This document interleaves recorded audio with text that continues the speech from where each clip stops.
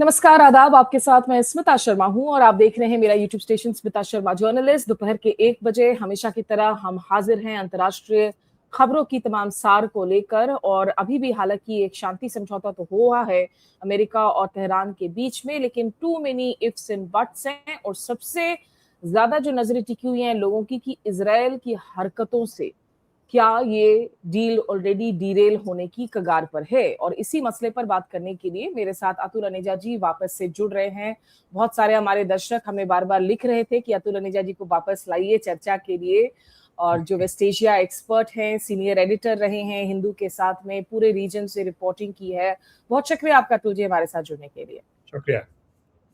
तो आज 48 घंटे हो चुके हैं शांति समझौते पर हस्ताक्षर हुए, जिसको इस्लामाबाद अकॉर्ड कहा जा रहा है। उसमें डोनाल्ड ट्रंप ने हस्ताक्षर किया, पेजेश्कियान ने हस्ताक्षर किया, उधर शहबाज शरीफ ने हस्ताक्षर किया क्योंकि पाकिस्तान एज अ गारंटर है। लेकिन इजराइल की जो ऑफेंसिव है लगातार, उसमें पिछले कुछ घंटों में हमने देखा है कि बहुत जाने गई हैं। करीब करीब 60 लोगों की जान जाने की बात की जा रही है, जिसमें लेबनान में जो ऑफेंसिव हुआ है इजरायली सोल्जर्स भी मारे गए हैं। आपका सेंस क्या है कि is the deal still holding through या एक्चुअली अब ये डीरेल होने की कगार पर है? It is under test but I think it will hold, because उसका जो अगर स्ट्रक्चर देखें डील का, तब जो पलड़ा जो है वो इजराइल के फेवर में नहीं है। बिकॉज इजराइल एक बहुत बड़ा एक्टर है, लेकिन इस वक्त बात आ रही है अमेरिका की, और अमेरिका और ईरान की, क्योंकि अमेरिकन कंपल्शंस बहुत ज़्यादा हैं अगर ये मसला सुलझा नहीं तो। डोमेस्टिक रीजंस हैं अमेरिका के। अगर आप देखें तो जो डोनाल्ड ट्रंप की अपनी पॉपुलैरिटी है वो बहुत स्टीपली ड्रॉप कर रही है अमेरिका के अंदर। जो मेगा बेस है वो डिजर्ट करने की कगार पे है। और तीसरी बात यह है कि हम मिड टर्म इलेक्शंस की तरफ देख रहे हैं, ज़्यादा दूर नहीं है। और अगर ट्रंप मिड टर्म इलेक्शंस हार जाते हैं, ईरान वॉर उसका एक कारण बनता है, तो ही becomes a lame duck president. He can't afford it. Presidency खत्म अगले 2 साल के लिए। तो बहुत ज़्यादा उसके साथ साथ स्मिता जी, जो इकोनॉमिक एलिमेंट्स हैं जो ऐड करेंगे, अगर ऑयल की प्राइसेस यूएस में $5 गैलन से बढ़ के $8 या $9 आती है, तब एक तरह से एक ग्राउंड स्वेल एंटी ट्रंप की फोर्सेस फिर बहुत सारी जुड़ जाती हैं। तो मुझे लगता है कि ट्रंप के लिए बहुत ज़रूरी है कि ये होल्ड करे ये पीस टॉक्स। अब बात आ रही है इजराइल के ऊपर कितना प्रेशर डालेगा America. That is the key, क्योंकि इजराइल ने अपनी मंशा दिखा दी है, जो आप अभी रिपोर्ट कर रहे थे कि ये जो अटैक्स हो रहे हैं लेबनान के ऊपर, this can't be a deal breaker from American perspective से अगर देखें, और ईरानियन पर्सपेक्टिव से भी अगर देखें तो इसलिए मुझे लगता है कि जिस तरह से जेडी वैंस भी बोल रहे हैं, जो बयान दिए हैं बहुत क्रिटिकल है ईरान के लिए, सॉरी इजराइल के प्रति। और ये भी बोला गया बहुत क्लियरली कि अगर 2/3 आपका जो असला बारूद है हम देते हैं, यानी कि अमेरिका देता है, तो एक तरह से एक धमकी है ईरान को, इजराइल को अमेरिका की तरफ से। अब बात आती है कि अगर इजराइल अब भी अड़ा रहे तो नेक्स्ट स्टेप क्या होगा। और उसमें छिपी हुई बात है कि क्या ये परमानेंट ब्रीच की तरफ जा रहा है इजराइल और US relations, which will be fundamental. पिछले जब से इजराइल की इंडिपेंडेंस हुई है 48 में, तब से ये हम नहीं देख रहे ये ब्रीच अमेरिका और इजराइल के बीच में। So it's historic. वो ब्रीच कैसे आएगा स्मिता जी, वो बड़ा इंटरेस्टिंग है, क्योंकि अल्टीमेटली अगर इंटेलिजेंस शेयरिंग हो उससे शुरू करके, फिर उसके बाद वेपन्स जो हैं वो उसमें कमी हो जाए, तो एक तरह से रियल प्रेशर माउंट किया जाएगा इजराइल के ऊपर। अब तो सब कुछ डिपेंड करता है कि कितना प्रेशर डालेगा अमेरिका। मुझे लगता है कि स्टेक्स इतनी हाई है कि प्रेशर डालेगा। Fingers crossed. आई मीन अभी कल के जेडी वैंस के बयान पर भी हमने अपना व्लॉग किया। हमने द हिंदू के स्टैनली जॉनी से भी बात की थी, दर्शक उससे भी आप देख सकते हैं, इंग्लिश में वो बातचीत है। और साथ ही साथ डोनाल्ड ट्रंप ने एक और इंटरव्यू दिया है एक्सियोस को, जिसमें उन्होंने वापस से कहा है कि भाई वो हमारी पार्टनरशिप तो अच्छी है इसराइल के साथ में, but Netanyahu needs to remain a little same. तो ये लगातार जो है बातचीत का जो बातें की जा रही है, बयान दिए जा रहे हैं, थोड़ा मैं समझना चाह रही हूँ कि ये लेबनान प्रोजेक्ट है क्या इजराइल का। अब जिस तरीके से अगर हिजबुल्लाह के जो सेक्रेटरी जनरल है शेख नईम कासिम, उसका भी एक बयान आया है जिसमें उन्होंने कहा है कि we are in the most dangerous phase of our lives in Lebanon and the gravest US Israeli international plot our country and children have faced. Israel कोशिश क्या कर रहा है लेबनान में करने की, जो टेरिटरी ऑक्यूपाई करके रखा हुआ है 600 स्क्वायर किलोमीटर की? उसके अलायदा उसकी और क्या कोशिशें हैं यहाँ पर? देखिए स्मिता जी, एक स्ट्रेटेजिक पर्सपेक्टिव से देखें, अगर इजराइल की तरफ से देखें तो वो एक सिक्योरिटी जोन बनाना चाहते हैं, और वो सिक्योरिटी जोन कहाँ होगा? वो up to the river Litani, वहाँ तक, जो उसको परमिसिबल नहीं है। जो ब्लू लाइन यूएन ने खींची है वो उसके कहीं ज़्यादा साउथ में जाता है। तो ये एक तरह से अगर आप इतना एरिया सिक्योर करते हैं तो आपके ऊपर मिसाइल अटैक्स वगैरह जो हिजबुल्लाह की तरफ से होंगे, उसकी रेंज वगैरह कम है। तो आपका जो सदर्न पार्ट है इजराइल का, सॉरी नॉर्दर्न पार्ट, तो उस पे जो है उन उन सेटलर्स के ऊपर या उन लोगों के ऊपर, इजरायली सिटीजन्स के ऊपर बमबारी नहीं हो पाएगी। इस तरह से वो सिक्योर जोन करने वाली आर्गुमेंट है कि आपको और एरिया एक्सटेंड करना है। दूसरी बात उससे छिपी हुई है जो कॉम्पोजिशन है स्मिता, जो इजरायली गवर्नमेंट का, जो अल्ट्रा राइट विंग लोग हैं, मतलब एक तरह से एक रेसिस्ट एलिमेंट उसमें ज़रूर दिखता है। हमने गाज़ा में भी देखा है, वो लेबनान में भी अब दिख रहा है। तो वो बियॉन्ड स्ट्रेटजी जा रहा है। फिर अगर हम देखें, अगर बैकग्राउंड में, तो एक ग्रेटर इसराइल का भी प्रोजेक्ट था, मुझे लगता है वो तो ख़त्म हो चुका है कि पैलेस्टाइन के बाद फिर up to Iraq, from the Euphrates to the Jordan river, मतलब इतना बड़ा इलाका जो है वो ईरान इसराइल के कंट्रोल में होना चाहिए, हालांकि फिजिकल ऑक्यूपेशन ना भी हो। वो एक ग्रेटर इसराइल प्रोजेक्ट है, वो मुझे नहीं लग रहा कि वो किसी भी तरह से फुलफिल हो रहा है। तो इस वक्त मुझे लग रहा है कि बहुत सारी जो बमबारी चल रही है वो एक पर्टिकुलर डेस्परेशन की बात है, क्योंकि things are not going according to their plan. क्योंकि अगर लेबनान सॉर्ट आउट नहीं होता तब Iran is not on board, वो पक्की बात है। और वो तो इजराइल फर्स्ट ईरान पॉइंट ही है एमओयू की, बिल्कुल रेड लाइन जो है वो फर्स्ट पॉइंट है इवन इन दी एमओयू की, लेबनान में आप रोकेंगे हम लोग। बिल्कुल, क्योंकि कॉम्प्रिहेंसिव प्लान की बात हो रही है यहाँ पर, कॉम्प्रिहेंसिव पीस प्लान की, इसमें लेबनान तो बहुत बड़ा एक पार्ट है। तो अगर वहाँ वो खटाई पे जाता है तो फिर डील इज इन जेपर्डी, जो ट्रम्प अफोर्ड नहीं कर सकता। इसलिए थिंग्स आर नॉट गोइंग। कई बार ये भी होता है कि you want to get out on a high, मतलब हमने अब बमबारी कर दी, वो कर दिया, क्योंकि आप स्मिता एक और एलिमेंट इसमें हमको जोड़ना पड़ेगा कि वो इलेक्शंस आ रही हैं इजराइल में। और अभी तक जो है, अगर स्ट्रेटेजिक ऑब्जेक्टिव्स जो है, जो था कि ईरान को कमज़ोर कर देंगे, रेजीम चेंज कर देंगे, वो तो कोई अचीव हुए नहीं है। तो इसलिए नेतन्याहू अगर इलेक्शन में उतरते हैं तो बड़ी वीक विकेट पे उतर रहे हैं। So therefore somehow to show a force of strength, एक इंप्रेशन कर देना कि शॉक करना, हमने इतना कर दिया, आई डोंट थिंक ये काम करेगा। क्योंकि अगर मैं इजरायली मीडिया देख रहा था कि जो ऑपोजिशन है वो बहुत बढ़ गई है नेतन्याहू के against, both from the hardliners and so called moderates. तो इसलिए he is in deep trouble. बहुत सारा ये कुछ जो हो रहा है, मुझे लगता है कि डोमेस्टिक पॉलिटिक्स की वजह से हो रहा है। लेकिन क्योंकि स्टेक्स इतनी हाई हैं, मुझे लग रहा है कि अमेरिका इसमें अपना एक डिसाइसिव रोल प्ले कर सकता है, और अगर ये हुआ तो ये एक हिस्टोरिक होगा, हो सकता है। पहले हम उसकी मंशा भी नहीं कर सकते थे।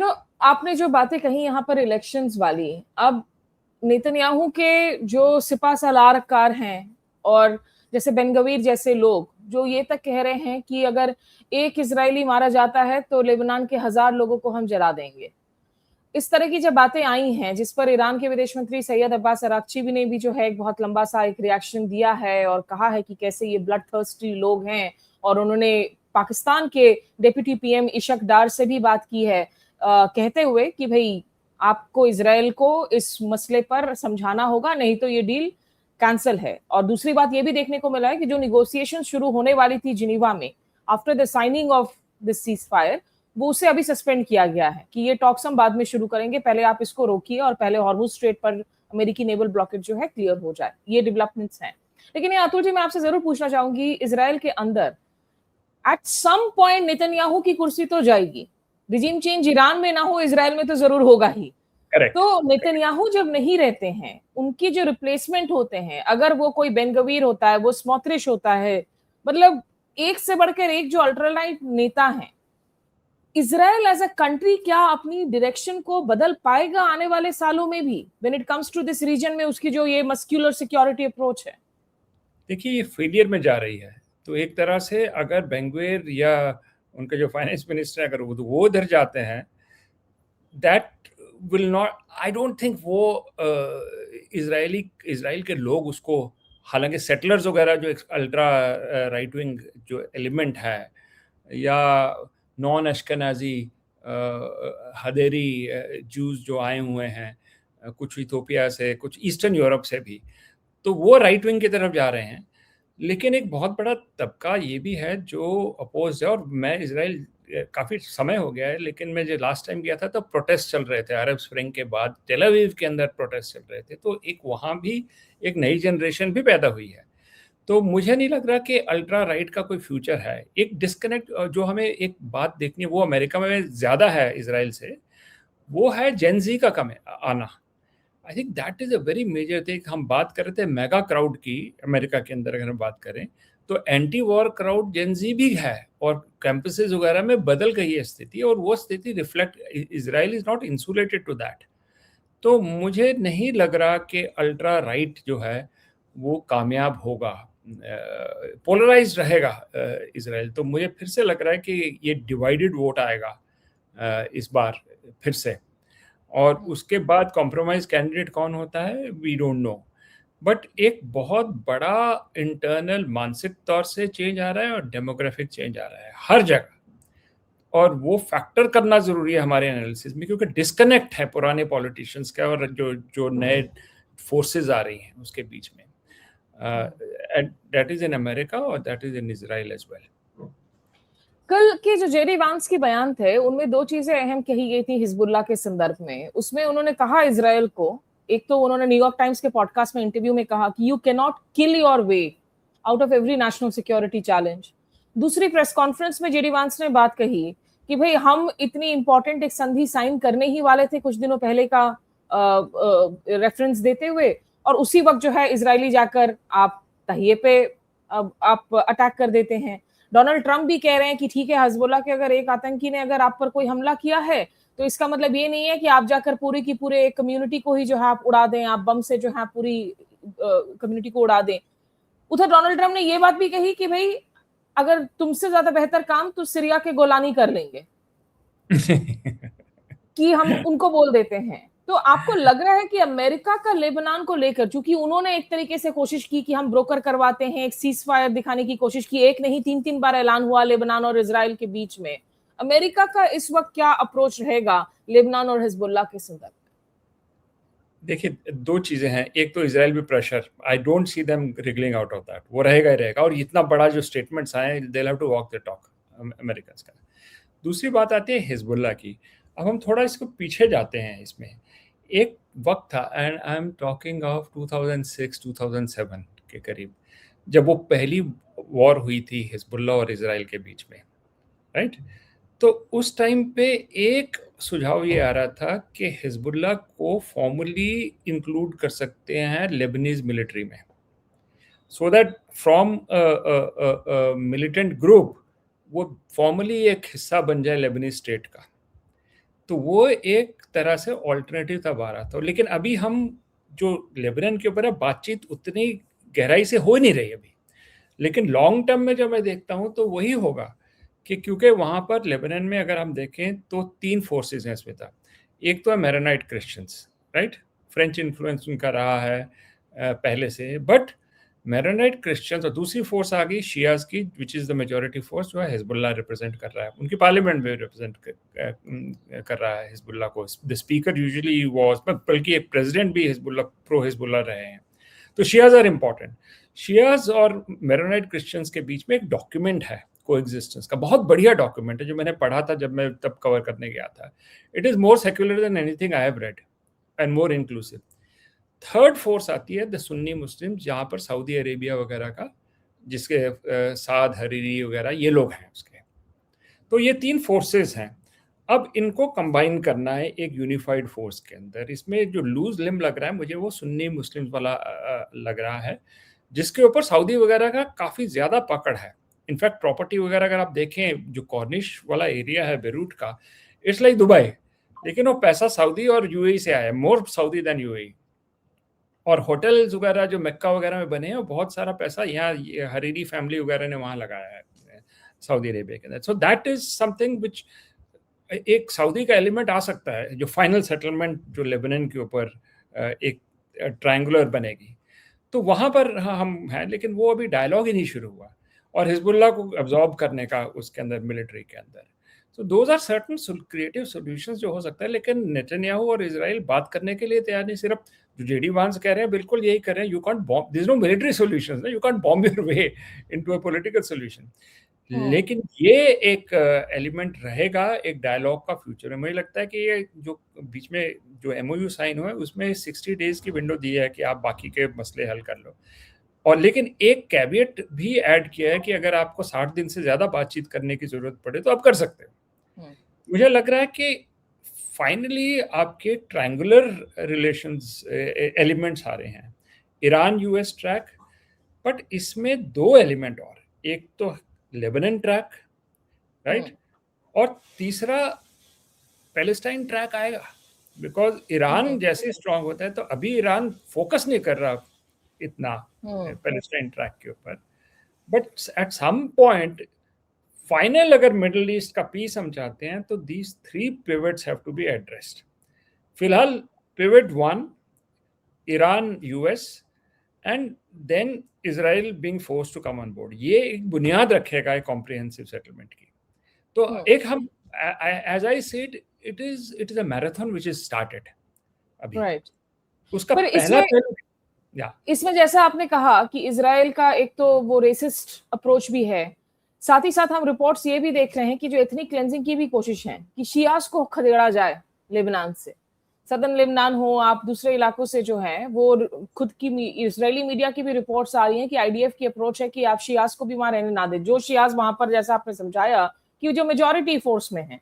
तो क्या इसमें अगर ये अप्रोच भी बना रहा तो ये जो इजराइल लेबनान के बीच में बातें करवाई जा रही हैं रह रहकर, ये सब क्या मतलब सिर्फ टाइम पास किया जा रहा है क्या ये? Let's look at it like adults. हो नहीं सकता, आप बमबारी से एक एरिया नहीं कैप्चर कर सकते। आपको याद होगा कि इजराइल एक बार मूव किया था, इजराइल हैड ऑक्युपाइड, जब वो शबरा शतीला वाली बात हुई थी, वो कैंप्स थे, वो that time Israel had moved, Israeli forces. क्योंकि जरा सा उसका बैकग्राउंड में देखें कि हिजबुल्लाह का how did it come into prominence, जब यूएस बैरक्स के ऊपर अटैक हुआ था, फॉरगेटिंग द ईयर एग्जैक्टली, तो उसमें कोई 400 के करीब अमेरिकन सोल्जर्स मरे थे। तो अमेरिकन ने विड्रॉ किया, लेकिन जब वैक्यूम आई तो इजरायलीज को बोल दिया, एरियल शेरोन वगैरह पे, आप आ जाओ अंदर, ठीक है। तो वो एक फेज था, लेकिन उस टाइम पे इजराइल को बूट्स ऑन द ग्राउंड के लिए अमेरिका की पूरी बैकिंग थी। वो इक्वेशन नहीं बनती। अब आप खदेड़ नहीं सकते क्योंकि फिजिकली अलोन इतने सोल्जर्स ही नहीं है इजराइल के पास। एक 1983 की बात कर रहे हैं हम, 1983 की बात, Beirut bombing, it was just something barracks of the US Marines, that was the turning point, one of the turning point जिसमें इजराइल आ गया फिर। लेकिन वो अब स्थिति नहीं हो सकती रेप्लिकेट, क्योंकि इस वक्त तो अमेरिकन कह रहे हैं इसको कि there is no military solution, JD Vance वगैरह की बात करें तो एक तरह से ये कहने की बात है, प्रोपेगेंडा की बात है, अपनी डोमेस्टिक कॉन्स्टिट्यूंसी को कहने की बात है कि हम खदेड़ देंगे इनको, नहीं हो पाएगा। सेकेंड थिंग इज कि Iran has become stronger out after this. तो अगर आप हिजबुल्लाह पे करते हो तो वो फ्रंट खुल सकता है, इजराइल के लिए मुश्किल हो सकती है मिलिट्री पॉइंट ऑफ व्यू से भी। अगर वो आप ऐसी कोशिश करें कि आप फिजिकली बियॉन्ड एयर स्ट्राइक्स जाएंगे, तो एज इट इज रेजिस्टेंस हम देख रहे हैं। आपने ही अभी थोड़ी देर पहले कहा कि इजराइलीज की भी कैजुअलिटी हुई है।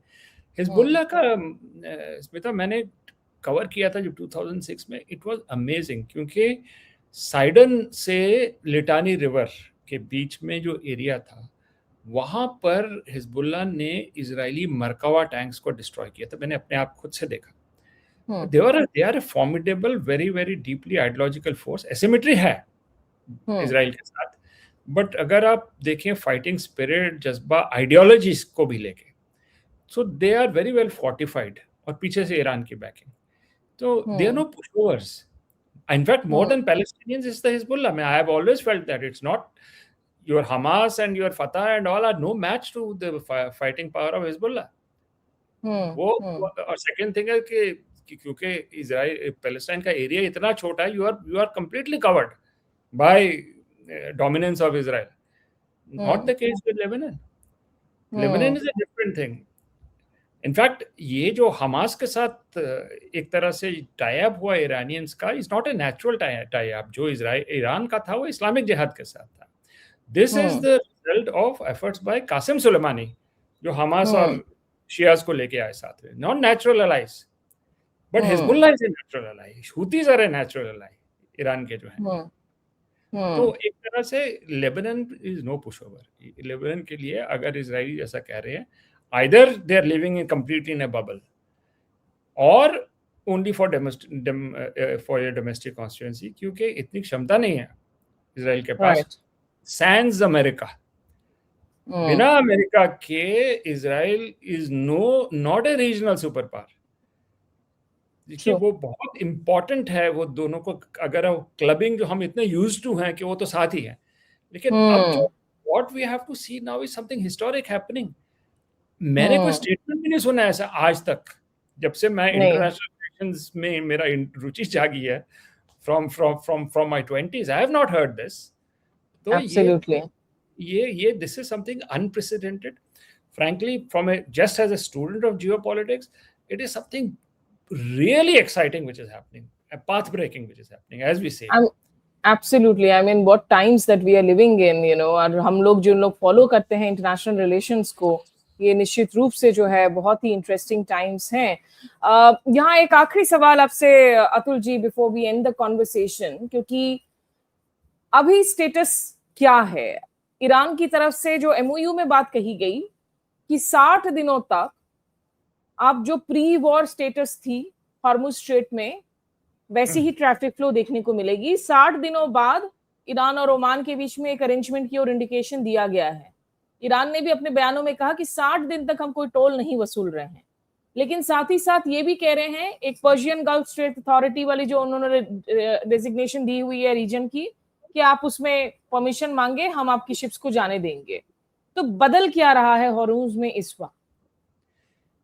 नॉट नेसेसरी के बदलेगा, क्योंकि ईरान ने एक पोजीशन ली हुई है कि टोल के ऊपर, या एक मरांडी जी कहते हैं उनके जो बड़े सैयद मरांडी जो प्रोफेसर हैं तेहरान यूनिवर्सिटी में, कि हम अब फी चार्ज कर सकते हैं, टोल नहीं करेंगे. There is a movement there. लेकिन अगर स्मिता देखें कि आप ऑयल अपना सारा बेच सकते हैं, ठीक है, तो ईरान ऑयल सेल से ही सुपर पावर बन जाएगा, उसको शायद टोल की इतनी जरूरत ही ना पड़े. दूसरी बात हम देख रहे हैं $300 billion, this is like a Marshall plan for Iran. वो तो एक रीजनल पावर, तो given their talent, given their resources, oil, वो तो रीजन में सबसे पावरफुल देश बन के, जो स्टेटस एक्चुअली ईरान का 79 रेवोल्यूशन के पहले था शाह ऑफ ईरान के पास. These gulf countries were dwarfed. बल्कि गल्फ कंट्रीज की ये मंशा है कि हम प्री 79 सिचुएशन नहीं चाहते कि ईरान हमारे ऊपर एक तरह से हावी पड़े. लेकिन वो स्थिति 100% आ रही है, और उसमें साथ में अगर आप चाइना मिल जाए और उसके साथ रशिया हो जाए और इंडिया स्टार्ट्स ऑयल पाइपलाइन, जो पुराना आइडिया था वाया ओमान, वाया पाकिस्तान नहीं, वो बात भी अभी सर्कुलेशन में आ गई है out of straight of Hormuz, तो ईरान बिकम्स, उसके पास वो सारे रिसोर्सेज हैं. तो अगर आपके पास सारे रिसोर्सेज हैं तो फिर आपको टोल की जरूरत है या नहीं है? मे नॉट बी, लेकिन क्योंकि पोजीशन दी हुई है और उसका एक इनर्शिया है, आई थिंक वो बात कही जाएगी. बट लेटेस्ट हमारी बात तब भी होगी 60 दिन के बाद, अगर ये चले, ये घटनाक्रम चले, साबोटाज ना हो, तो क्या टोल के ऊपर पोजीशन रहेगी? मुझे लगता है कि ईरान उस पर फ्लेक्सिबिलिटी दिखा सकता है. अदर थिंग्स भी ठीक है, क्योंकि स्मिता टोल का एक रीजन है, दैट इज रेवेन्यू. अगर आपको रेवेन्यू दूसरे एलिमेंट से मिल रहा है या दूसरे चैनल से मिल रहा है, आपका पर्पस तो सर्व हो गया ना. तो I think there can be flexibility as of now, as I see the picture. Flexibility हो सकती है, लेकिन खैर ये जो थैंक यू नोट है जो तेहरान कभी ना कभी शायद डोनाल्ड ट्रंप को भेजेगा कि आपने हमको दिखा दिया कि हॉर्मुज स्ट्रेट की अहमियत क्या है और उसके जरिए हम क्या कुछ कर सकते हैं, कितना सामरिक नियंत्रण रख सकते हैं. तो एक निहायत ही जो है बेवकूफाना वाला ये कदम था जिस युद्ध को आपने शुरू किया, और जिस युद्ध के पहले हॉर्मुज स्ट्रेट पूरी तरीके से खुला हुआ था, और उसको दोबारा से खुलवाने के लिए युद्ध के बाद आपने खुद भी इतने लॉसेस झेले, आपके अपने सोल्जर्स की जाने गई, आपके लोगों को भी दिक्कतें हो रही हैं, और उसके बाद आप इतनी सारी ईरान की ही शर्तों पर मंजूरी देकर हॉर्मुज स्ट्रेट को खुलवा रहे हैं पैसे देकर। स्मिता, जस्ट बहरहाल my जी final thought. You see, Chinese revolution देखी हमने, ठीक है, गोरिल्ला वॉरफेयर, माओ जेडोंग का था guerrilla warfare, the doctrine of guerrilla warfare जो फिर शे गुवेरा वगैरह वगैरह ले गए आगे, लेकिन वो था माओ का। लेकिन कैसे एसिमेट्रिक वॉरफेयर जीतनी है, लेकिन डिजिटल एज की asymmetric warfare in a marine environment using technology and drones, वो अभी ईरान दिखा रहा है। This is a new form of hi tech guerrilla warfare beyond what Mao started. मतलब एक थॉट है उसको करने का कि इसको हम शायद डेवलप कर सकते हैं कि ये किस तरह की ये वॉर रही है और किस तरह का गोरिल्ला वॉरफेयर रहा है। कभी और दिन बहुत बहुत सारे लेसन्स हैं इस वॉर से सीखने के लिए, जो सिखाए भी हैं, लेकिन मैं एक बार फिर से यही कॉशन की बात रिपीट करूंगी कि Iran also at some point must realise कि they also maybe should not try and overplay their hand, क्योंकि अभी जो उनको मिला है ये डील, ये इनके हित में है। तो ऐसा ना हो कि इजराइल तो चाहेगा ही कि आप किसी भी वजह से जो है डीरेल कर दे, ईरान को भी मुझे लगता है कि इसमें संयम बरतने की जरूरत होगी यहाँ पर, ताकि ये डील बनी रहे। उसके लिए आपने इंटरनल कॉम्पोजिशन ऑफ ईरान, उसमें IRGC versus so called others reformist, मेरे को लगता है रिफॉर्मिस्ट कैंप अब मोर और less is out, it's IRGC, लेकिन वो उसको स्टडी करने की जरूरत पड़ेगी कि भाई क्या विल ईरान गो ओवरबोर्ड, जो आप बात कर रही हैं, आपको भी अपनी लिमिटेशन समझनी है, क्या वो समझेगा? वो एक इंटरेस्टिंग डायनामिक इंटरनल ईरान में है, किसी और दिन बात करें। Sorry, I took you so much time. नहीं, absolutely. In fact, I do want to get one last thought before we end, क्योंकि मुश्तबा खामनेई का जो बयान आया था वो बहुत इंटरेस्टिंग था, जिसमें उन्होंने कहा कि मैं 100% अलाइन तो नहीं हूँ इस डील के साथ में, मेरी कुछ रिजर्वेशंस हैं, लेकिन चूंकि पेजेश्कियां इतने पर्सनली इन्वेस्टेड हैं, अश्योरेंसेस दिए हैं, तो मैंने साइन ऑन किया। How do you read that statement? You see, there sometimes ये भी है कि लोग चाहते हैं, और वो मीडिया का किस तरह का प्रोजेक्शन है कि ईरान की जो फॉल्ट लाइंस हैं उनको मैग्नीफाई करें। See there is a media game also which could be played on this, कि भाई कई फैक्शंस हैं। अगर आप इजराइल का टेलीविजन देखें तो कहते हैं कि बिल्कुल डिवाइडेड है। I will take it the pinch of salt. मुझे लगता है कि पहली बार ये इशू सेटल हो गया कि who is in charge in Iran, और मुझे लग रहा है कि IRGC की पूरी पकड़ है। And I would even suspect that Araghchi जो फॉरेन मिनिस्टर हैं, दो he is from a different line, may be going more the IRGC way, and that's a very interesting take that his उनकी line पेजेस्कियन के पर ज्यादा नहीं जा रही, बट एक क्योंकि इतना बड़ा चेहरा बार बार सामने आ रहा है, तो मेरे को एक डाउट है, और ये एक तरह से एक एप्रीहेंशन नहीं, एक तरह से एक थॉट आता है कि क्या अरागची रियली सॉफ्ट लाइनर्स या रिफॉर्मिस्ट के साथ अलाइंड है, कि वो स्विच हो चुका है IRGC के साथ, लाइकली हो चुका है क्योंकि जिस तरह से एक्शन हो रहे हैं। और हमें याद भी रखना होगा कि अरागची के एक बयान के बाद में जिस तरीके से ईरान के अंदर से बयान आए थे, जब उन्होंने हॉर्मुज को लेकर पहला बयान दिया था कि हॉर्मुज को खोलेंगे हम, और उसके बाद अरागची एक्चुअली कुछ दिनों तक खामोश हो गए थे। ऐसा लगा था कि अंदर खाने से उनकी ट्रोलिंग हुई। वो टर्निंग पॉइंट लग रहा था मुझे। वो टर्निंग पॉइंट हो सकता है। उसके बाद Araghchi is out there, he is the face. ठीक है, हमेशा की तरह बहुत इंटरेस्टिंग बातचीत और बहुत मुद्दे जिस पर आगे भी हम बातचीत कर सकते हैं। बहुत शुक्रिया आपका तुझे हमारे साथ जुड़ने के लिए। शुक्रिया, थैंक यू। जो दर्शक भी हमारे साथ जुड़े, आपका शुक्रिया। अपना बेल आइकन नोटिफिकेशन जरूर प्रेस कीजिएगा कंटेंट अलर्ट के लिए। अभी के लिए बस इतना ही। नमस्कार, आदाब।